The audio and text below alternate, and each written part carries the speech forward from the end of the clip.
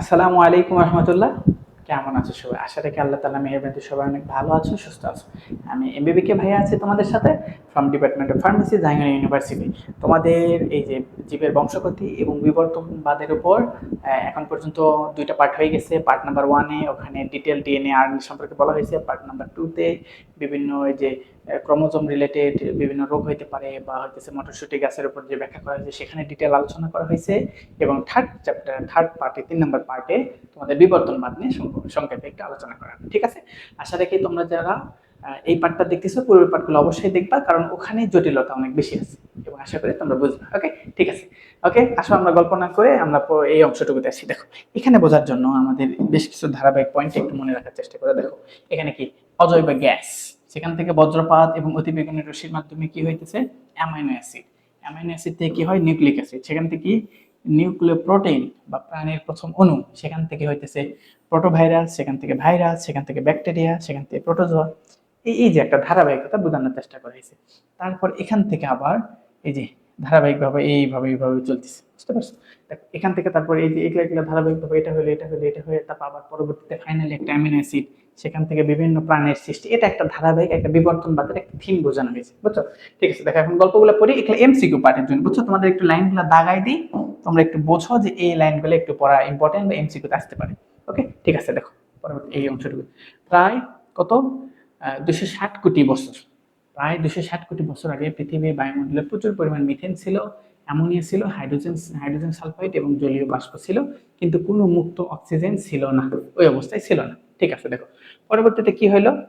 পরবর্তীতে রাসায়নিক বিবর্তনের ধাপসমূহ, রাসায়নিক বিবর্তনের বেশ কিছু ধাপ। প্রথমে হলো বজ্রপাত। বজ্রপাত ও অতিবেগুনি রশ্মির প্রভাবে অজৈব গ্যাসগুলো, বিভিন্ন যেসব অজৈব গ্যাসগুলো আছে তারা কি হয়ে যায়, অজৈব গ্যাসগুলো মিলে অ্যামিনো অ্যাসিড তৈরি হয়। স্টেপ নাম্বার 2, অ্যামিনো অ্যাসিড এবং নিউক্লিক অ্যাসিড মিলে সৃষ্টি হয় নিউক্লিয় প্রোটিন। আর প্রোটিন মানে আমরা যে প্রাণ, আমাদের মাংস, এগুলাই কি একটা প্রোটিন, বুঝছো? এগুলো প্রোটিন আস্তে আস্তে সৃষ্টি হইলো। তারপর মনে করি এটা হচ্ছে ক্ষুদ্র প্রাণীর কথা বুঝাইতেছে। তারপর নিউক্লিয় প্রোটিন থেকে প্রোটোভাইরাস এবং ভাইরাস, ব্যাকটেরিয়া এবং পরবর্তীতে প্রোটোজোয়াতে উৎপত্তি লাভ করে। এগুলো একটা ধারাবাহিকতা বোঝানোর চেষ্টা করি। চার্লস রবার্ট ডারউইন এখানে বেশ কিছু তথ্য দিয়েছে, তার তথ্য তুলে ধরার চেষ্টা করা হয়েছে। এখানে দেখেন একটা সমুদ্রে জাহাজ নিয়ে গেছিল, একটা দ্বীপে গেছিল, সেই দ্বীপ নিয়ে মোটামুটি একটু আলোচনা করার চেষ্টা করা হবে। দেখো, বিভিন্ন ডারউইনের তত্ত্ব জীববিজ্ঞানের এক যুগান্তকারী পরিবর্তন আনে। এই যে অনেক সময় ভাবো যে বিবর্তন বিবর্তন হতে পারে স্বাভাবিক, বিবর্তন একটা মনে করো যে অ্যাডাপ্টেশন, মানে কি মানিয়ে নেওয়া। মনে করো যে তুমি সারা জীবন তুমি শহরে থাকছো, হুট করে গ্রামের পরিবেশে তুমি গেলে মানাই নিতে পারো না, তারপর কি 2 দিন 3 দিন 5 দিন সাথে থাকলে তুমি মানিয়ে নেওয়ার চেষ্টা করো। এটাই হইতেছে অ্যাডাপ্টেশন, বা এটাই বলতে পারো তোমার ক্ষেত্রে বিবর্তন।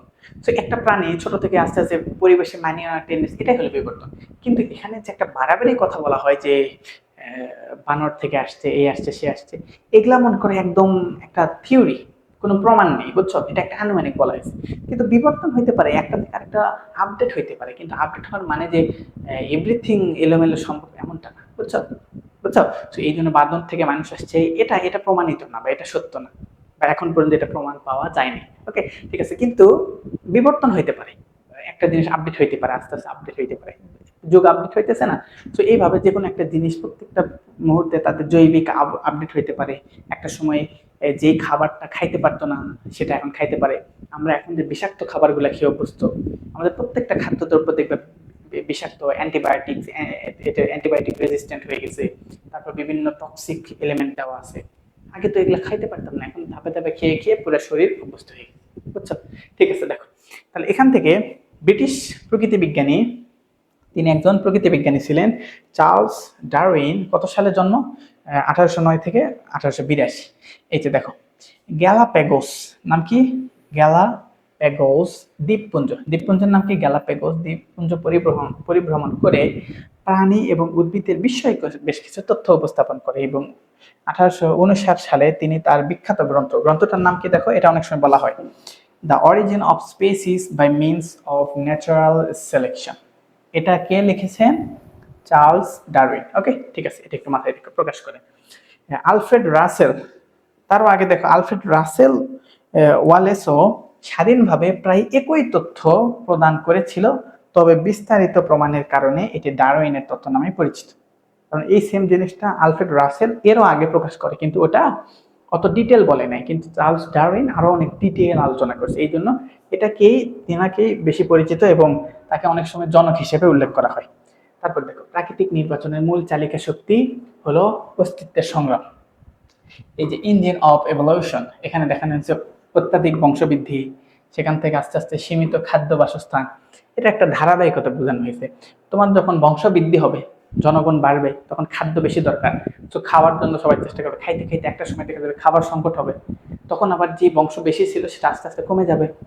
আর যখন মানুষ আবার কমে যাইতে, মানে একটা প্রাণী যখন কমে যেতে থাকবে, তখন আবার খাবার বাড়তে থাকবে। এটাই হইতেছে ইমব্যালেন্স, মানে এটা বাড়লে এটা কমবে, এটা কমলে এটা বাড়বে, যখন ব্যালেন্স থাকবে তখন দুইজনই ভালো থাকবে। বুঝতো? এটা একটা বোঝানোর চেষ্টা করছে। দেখো, অস্তিত্বের সংগ্রাম, এখানে বেশ কিছু কথা বলা হয়েছে। দেখো, অত্যাধিক হারে বংশবৃদ্ধি, এক নম্বর কি, অত্যাধিক হারে বংশবৃদ্ধি জীবের জীবের ক্ষেত্রে দেখো জ্যামিতিক এবং গাণিতিক হারে সংখ্যা বৃদ্ধি পাওয়ার সহজাত বৈশিষ্ট্য। যেমন একটি স্ত্রী স্যামন মাছ 3 কোটি ডিম দিতে পারে, তার মানে একটা স্যামন মাছ কত ডিম দিতে পারবে? 3 কোটি। এগুলো এমসিকিউর জন্য একটু দাগাই দিতেছি। তারপর 2 নম্বর হইতেছে কি, নাম্বার 2, সীমিত খাদ্য এবং বাসস্থান। ভূপৃষ্ঠের আয়তন সীমাবদ্ধ হওয়ায় খাদ্য এবং বাসস্থান কখনোই অসীম হইতে পারে না। তার মানে কি, খাদ্য বাসস্থানের একটা লিমিটেশন আছে। এর উপর ভিত্তি করেও একটা জীবের বংশ বৃদ্ধি কত বেশি হবে বা কম হবে এটা ডিপেন্ড করে। তার ফলাফল কি দেখো, অত্যাধিক প্রজনন এবং সীমিত সম্পদের কারণে প্রতিটি জীবকে বেঁচে থাকার জন্য কঠিন প্রতিযোগিতা করতে হয়। এবং ডারউইন একেই বলেছেন অস্তিত্বের জন্য সংগ্রাম। এখন দেখো, এই যে আমরা এখন পড়াশোনা করতেছি বা তোমরা যারা পড়াশোনা করতেছো, তারা দিন শেষে কি চায়? একটা স্বাবলম্বী বা একটা চাকরি বাকরি, কেউ চাকরি জব করতে চায়, কেউ বিসিএস হইতে চাইতেছে, কেউ একটা বাইরে যাইতে চাইতেছে বা বিভিন্ন ভাবে, মানে রোজগার রিজিক সন্ধান যাকে বলতেছি, মানে বিভিন্ন ভাবে। এই সংগ্রামটা কেন করা হইতেছে? কারণ এখানে প্রতিযোগিতা আছে। কেউ কষ্ট বেশি করতেছে, হয়তো আল্লাহ তাআলা তাকে মেহেরবানি করতে সে বেশি কিছু পাইতেছে, কেউ হয়তো সেই শ্রম দিতেছে না, সে হয়তো পাইতেছে না।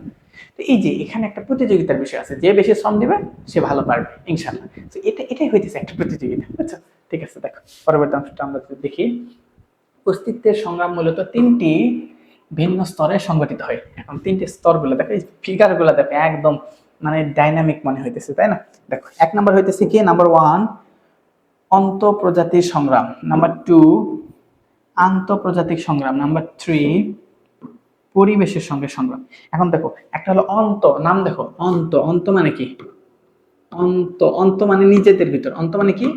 নিজেদের ভিতর। যেমন মনে করো, এটাও একটা মনে করো পিপিলিকা, এটা পিঁপড়া দেখাইছে, মেবি এটা পিঁপড়া, এটা একটা পিপিলিকা, এটা একটা পিপিলিকা। তো মনে করো যে এই দুইটা পিঁপড়া বা দুইটা প্রাণী, একই প্রাণীদের ভিতর যদি ঝামেলা হয়, কোনো কিছুর জন্য প্রতিযোগিতা, সেটাকে বলা হয় অন্ত, সেটাকে বলা হয় অন্ত। আর দুইটা যদি ভিন্ন ভিন্ন হয়, যেমন মনে করো এই যে মশা মাছি, সেটাকে ব্যাঙ খাইতেছে, ব্যাঙকে আবার সাপ খাইতেছে, এদের ভিন্ন ভিন্ন না, এদেরকে বলা হয় আন্ত, এদেরকে বলা হয় আন্ত। অন্ত এবং আন্ত বুঝো, অন্ত এবং আন্ত। তারপর 3 নম্বর হইতেছে পরিবেশের সংগ্রাম। তার মানে পরিবেশের সাথে, যেমন মনে করো যে গ্রীষ্মকালে তোমার একরকম পরিবেশ হয়, ঠান্ডা শীতকালে একরকম হয়। অনেকে গ্রীষ্মকাল মানায় নিতে পারে না, গরম, প্রচন্ড গরমে খারাপ লাগে। অনেকে শীতকাল মানায় নিতে পারে না, শীতকালে অনেক অসুস্থ হয়ে যায়। এরকম এরকম পার্থক্য আছে। দেখো, একটা হলো অন্তঃপ্রজাতিক সংগ্রাম। এখানে কি হয়, ইন্ট্রা ইন্ট্রা স্পেসিফিক স্ট্রাগল। একই প্রজাতির সদস্যদের মধ্যে খাদ্য এবং বাসস্থানের জন্য যে লড়াই, সেটাকে বলা হয় আন্তঃপ্রজাতিক সংগ্রাম। এখানে কি দুর্বলরা মারা পড়ে যায়। আন্তঃপ্রজাতিক এখানে কি বোঝানো হয়েছে, এটা হলো ইন্টার স্পেসিফিক স্ট্রাগল। বিভিন্ন প্রজাতির মধ্যে খাদ্য এবং খাদক সম্পর্ক থাকে, যেমন ব্যাঙ, তারপর হইতেছে কীট পতঙ্গ, ব্যাঙ কীট পতঙ্গকে খায়, আবার সাপ আবার ব্যাঙকে খায়। তারপর দেখো, এটা আবার কি, স্ট্রাগল উইথ এনভায়রনমেন্ট, পরিবেশের সাথে যে সংগ্রাম, এটা করতে হবে। এই ক্ষেত্রে কি কি দেখো, যেমন বন্যা, খরা, ঝড়, তীব্র শীতের মতো বিভিন্ন পরিবেশে নিজেদেরকে মানিয়ে নেওয়ার জন্য যে সংগ্রাম করতে হয়, এটাকে বলা হয় পরিবেশের জন্য সংগ্রাম। ওকে, পরবর্তী অংশটা দেখি, অনুকূল প্রকরণ এবং যোগ্যতমদের জয়। যোগ্যতমদের জয়, এটা কি বোঝানো হয়েছে? দেখো, এই চিত্রটা একটু বোঝার চেষ্টা করে দেখো। এখানে 2 কালারের পোকা আছে। দেখো, একটা হইতেছে এই যে দেখো, খুব স্পষ্ট দেখা যাইতেছে। আরেকটা দেখো, একটা হইতেছে গ্রিন, মনে করো খুব স্পষ্ট দেখা যাচ্ছে, আরেকটা দেখো মাটির সাথে মিশে আছে। এখন যদি একটা পাখি যদি শিকার করতে যায়, পাখি কোনটাকে শিকার করবে? যেটা দেখতে পাইতেছে, যেটা চোখের সামনে দেখা যায়। মনে করো এই যে এরা স্পষ্ট দেখা যাইতেছে, একে স্পষ্ট দেখা যাইতেছে, একে স্পষ্ট দেখা যাইতেছে, দেখো একে পাখি ধরতেছে। আর এই কালার গুলা দেখো, এদেরকে স্পষ্ট দেখা যাইতেছে না, এদেরকে পাখি ধরতেছে না, এই জন্য এরা সংখ্যা বাড়তেছে, এদের সংখ্যা আস্তে আস্তে কমতেছে। এটাও একটা প্রতিযোগিতা। দেখো, প্রকরণ এবং পরিবৃত্তি, ভ্যারিয়েশন মিউটেশন। পৃথিবীতে দুটি জীব কখনোই হুবহু একই রকম হয় না। এই ছোট ছোট পার্থক্যগুলোই হলো প্রকরণ। তারপর 2 নম্বর কি, প্রাকৃতিক নির্বাচন, ন্যাচারাল সিলেকশন। যে জীবের প্রকরণ পরিবেশের সাথে সবচেয়ে বেশি মানানসই হবে, প্রকৃতি তাকেই নির্বাচন করে, একেই বলা হয় যোগ্যতম জয়। মনে করে এ নিজের কালারটা প্রকৃতির সাথে মিলে গেছে, এটা তো সৃষ্টিকর্তা প্রদত্ত, আলহামদুলিল্লাহ মিলে গেছে, এই জন্য এই শিকার কম হইতেছে, কিন্তু এ যেহেতু মিলাইতে পারেনি এই শিকারটা বেশি হইতেছে, বুঝছো? এই যে বিভিন্ন জায়গায় দেখবা, এই যে আমাদের বিভিন্ন মিলিটারি দেখছো না, মিলিটারি বাহিনী বা এই যে বিভিন্ন সেনাবাহিনী, এদের দেখবা পোশাকগুলা বিভিন্ন আকৃতির হয়, তাই না? এই আকৃতি কেন হয় জানো? মনে করো যখন যুদ্ধ বা কোনো একটা বিভিন্ন যখন শত্রুর মোকাবেলা করতে হবে, তখন হইতেছে একটা মাঠের ভিতর, একটা জঙ্গলের ভিতর, তার গাছপালার ভিতর, পাহাড়ের সাইড দিয়ে, মানে বিভিন্ন জায়গায় থাকতে হবে।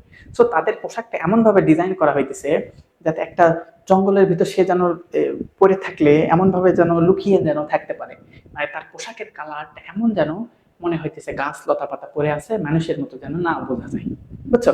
যে এই জন্য দেখবে যে বিভিন্ন সেনাবাহিনীর বিভিন্ন কালার হয়। এই কালারটা কি জন্য? কেন যেন তাদেরকে হাইড করা যায়, লুকিয়ে রাখা যায়, বুঝতে পারছো? তার মানে এই যে মিলিটারির যে কালারটা, এটা কেন করা হয়েছে? কারণ এইরকম একটা জঙ্গলের ভিতর, মনে করো বাংলাদেশের সবুজ প্রকৃতি, সেই সবুজের ভিতরে বিভিন্ন লতা পাতা টাইপের, এইভাবে তাদের কালার, তার ড্রেসের কালার, ইউনিফর্মটা এরকম করা হয়েছে, বুঝতে পারছো? ওকে, দেখো তারপর পরবর্তীতে দেখো নতুন প্রজাতির উৎপত্তি। এভাবেই যুগ যুগ ধরে সুবিধাজনক প্রকরণগুলো বংশ পরম্পরায় পুঞ্জীভূত এবং বংশ পরম্পরায় পুঞ্জীভূত হয়ে একসময় সম্পূর্ণ একটি প্রজাতির জন্ম নেয়, বুঝতে পারছো? ওকে, পরবর্তী দেখো, প্রাকৃতিক নির্বাচন ছাড়াও মিউটেশন এবং মাইগ্রেশন বিবর্তন ঘটাতে পারে। দেখো এখানে এই জিনিসটা কি, দেখো ডারউইনের তত্ত্বের পাশাপাশি আধুনিক বিজ্ঞান এবং অডারউইনীয় অভিব্যক্তি, একটা হলো কি নন ডারউইনিয়ান ইভলিউশন এর অস্তিত্ব আছে। যেমন 1 নম্বর হলো মিউটেশন, এটা ডারউইনের মতবাদ না, কিন্তু এটাও হয়ে থাকে। দেখো একটা হলো মিউটেশন, তারপর কি মাইগ্রেশন। মিউটেশনটা কি, পরিবর্তন হইতে পারে, যেমন মনে করো যে আমাদেরও মিউটেশন হয়, বুঝছো? আমাদের যে ডিএনএ এর কথা বলা হইতেছে না, ডিএনএ কোনো কারণে এই যে সূর্যের তীব্র আলো, তারপর মনে করো যে টক্সিক পরিবেশ, বিষাক্ত, তারপর এই যে বাতাসে এত ধুলাবালি, এগুলো আমাদের বিভিন্ন ডিএনএ আরএনএ পরিবর্তন, ডিএনএ পরিবর্তন, মানে সূর্যের অতি তীব্র আলো, ইউভি রশ্মি আমাদের ত্বকে পড়ে, স্কিনে পড়ে আমাদের যে ডিএনএ আছে এর স্ট্রাকচারটাকে ভেঙে দিতে পারে। আর ভেঙে দিলে কি হয়, পরিবর্তন হয়, এই পরিবর্তন থেকে মিউটেশন হয়, তখন দেখা যায় বিভিন্ন রোগ ব্যাধি সৃষ্টি হতে পারে। আবার অনেকে আবার এই মিউটেশনের কারণে আরো বেশি শক্তিশালী হয়ে ওঠে, যেমন ব্যাকটেরিয়া গুলা মিউটেশন হলে ওরা আরো শক্তিশালী হয়ে ওঠে, বুঝছো? এরকম হইতে পারে মিউটেশন। ডিএনএ তে হঠাৎ করে ঘটা পরিবর্তন যা প্রাকৃতিক নির্বাচনের সহায়তা ছাড়াই বিবর্তন ঘটাতে পারে। তারপর 2 নম্বর কি, মাইগ্রেশন, জিন ফ্লো। যখন কোনো পপুলেশনের একটি বড় অংশ এক জায়গায় থেকে অন্য জায়গায় স্থানান্তরিত হয়, তখন সেখানকার জিনের অ্যালিল কি হয়, ফ্রিকোয়েন্সিতে ব্যাপক পরিবর্তন দেখা যায়। ওকে, ঠিক আছে। এখানে একটা ওয়ার্ড আছে, দেখো অ্যালিল। অ্যালিল অ্যালিল কি এখানে হইতেছে, ওই যে তোমরা 2 ধরনের দেখছো না, একটা থাকে প্রকট, একটা থাকে প্রচ্ছন্ন। এই যে এক জোড়া, একটা মনে করে টি টি দিয়ে বুঝাইছিলাম, টি একটা স্মল টি, এই যে জোড়া, এগুলাকে বলা হইতেছে অ্যালিল। অ্যালিল, বুঝছো? ঠিক আছে, আরো ডিটেল এগুলা জানতে পারবো ইনশাআল্লাহ সামনেতে। জীবাশ্ম এবং সমসংস্থ অঙ্গ বিবর্তনের অকাট্য প্রমাণ করে। আচ্ছা, এটা একটু তোমরা একটু দেখো, একটা হলো কি সমসংস্থ অঙ্গ, আরেকটা হলো কি যেটাকে বলা হইতেছে হোমোলগাস, হোমো মানে একই, আরেকটা হলো কানেকটিভ লিঙ্ক, আরেকটা হইতেছে কি জীবন্ত জীবাশ্ম, লিভিং ফসিল।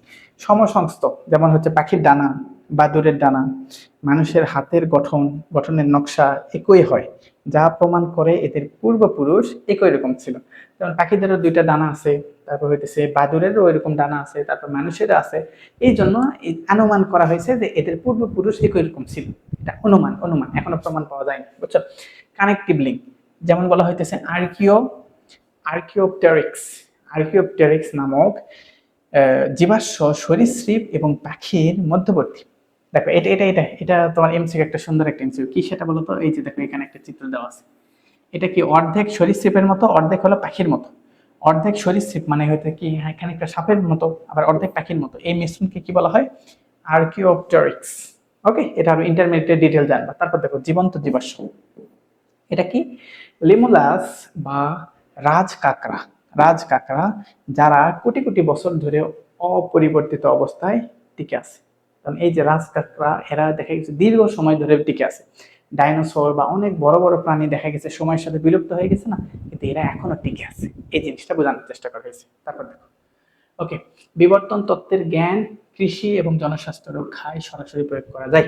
যেমন দেখো, নতুন জাত উদ্ভাবন, প্রাকৃতিক নির্বাচনের মূলনীতি কাজে লাগিয়ে সংস্করণ, যেমন হইতেছে হাইব্রিডাইজেশন, হাইব্রিড বাজারে অনেক বিভিন্ন ধরনের ফল বা বিভিন্ন ধরনের সবজি নিতে গেলে দেখো না হাইব্রিড।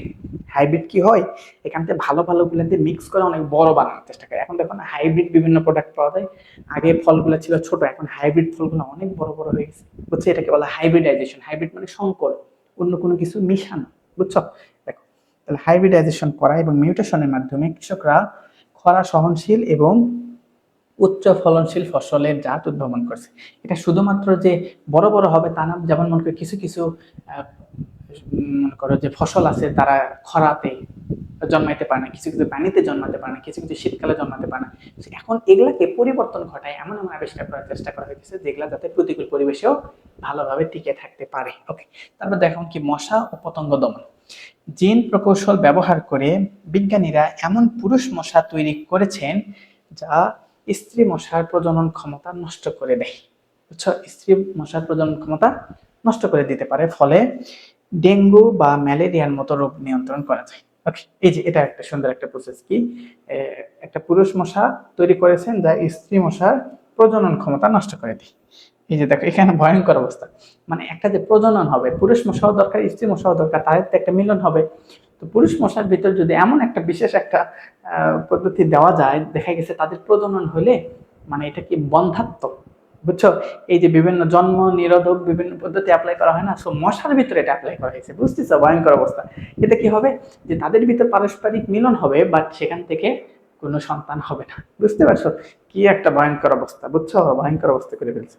ওকে, তারপর ক্ষুদ্র ডিএনএ মিউটেশন থেকে শুরু করে পৃথিবীর বিশাল জীব বৈচিত্র্য, এই যে বিভিন্ন বৈচিত্র্য এবং পৃথিবীর পরিবেশে প্রতিনিয়ত পরিবর্তনশীল যে জীব এই পরিবর্তনের সাথে খাপ খাওয়াতে পারে, অর্থাৎ অভিযোজিত হতে পারে, অ্যাডাপ্টেশন করতে পারে, তারাই প্রকৃতিতে টিকে রাখতে পারে। এবং বিশাল ডাইনোসর, দেখো বিশাল ডাইনোসর অভিযোজনে ব্যর্থ হওয়ায় বিলুপ্ত হয়ে গেছে, কিন্তু অথচ ক্ষুদ্র ব্যাকটেরিয়া এখনো টিকে আছে।